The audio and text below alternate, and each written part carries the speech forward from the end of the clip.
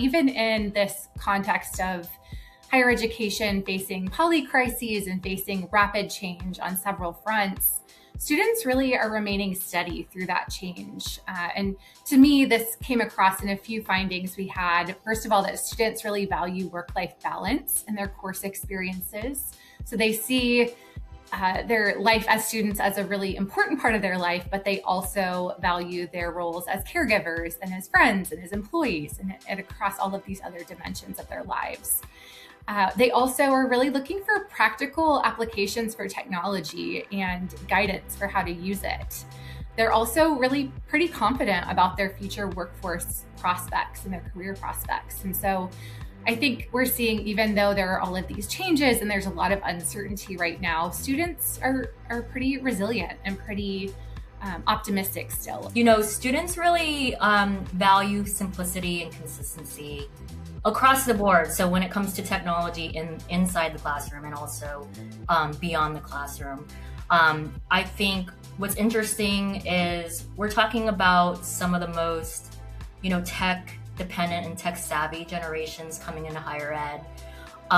But the message was really loud and clear this year, and it was pretty much less is more. So I will note, students definitely still want modern, up-to-date technology, and they want access to emerging technologies. But in the grand scheme of things, they don't want to use too many tools. They feel kind of overloaded with having to use so many platforms and whatnot. So my professors right now are pretty consistent with how technology is used, especially coming from an institution that has AI integrated into it. A lot of the coursework has AI policies or is open about AI.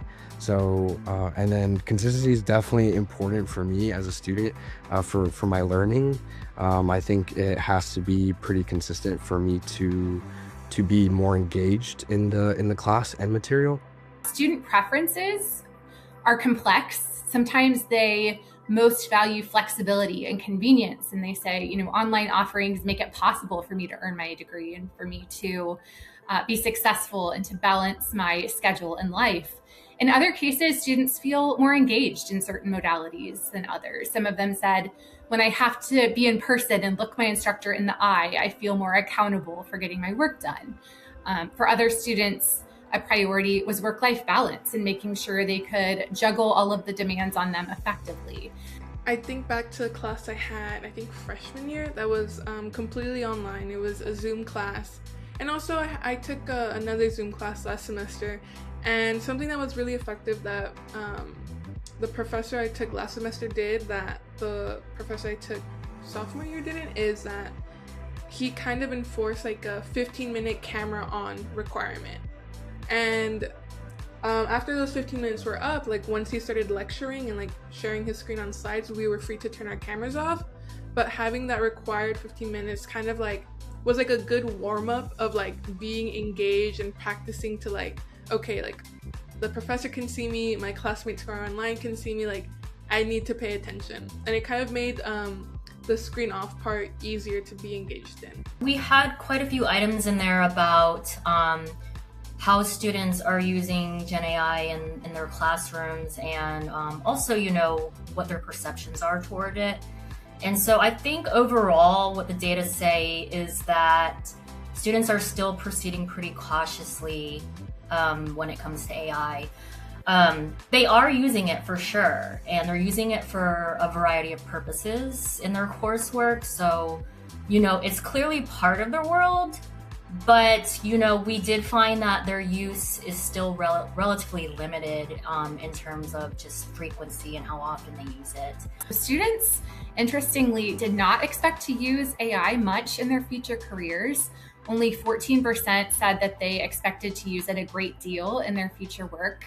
And this, interestingly, it demonstrates a disconnect with some of the research we're seeing about job ads right now seeking AI skills at an increasing rate, and especially for higher paying jobs.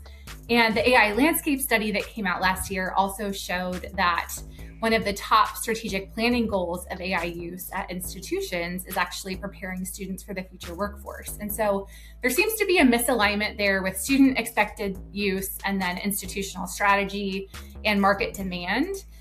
And I think one way that institutions can think about addressing that, just to start, would be looking at AI in the disciplines and helping students see how are professionals in each of the fields that they're anticipating going into using AI on a regular basis, and then what are some of the ethical dimensions of that use, and how can students grapple with those as they learn to use these tools and think about how they will use them in the future.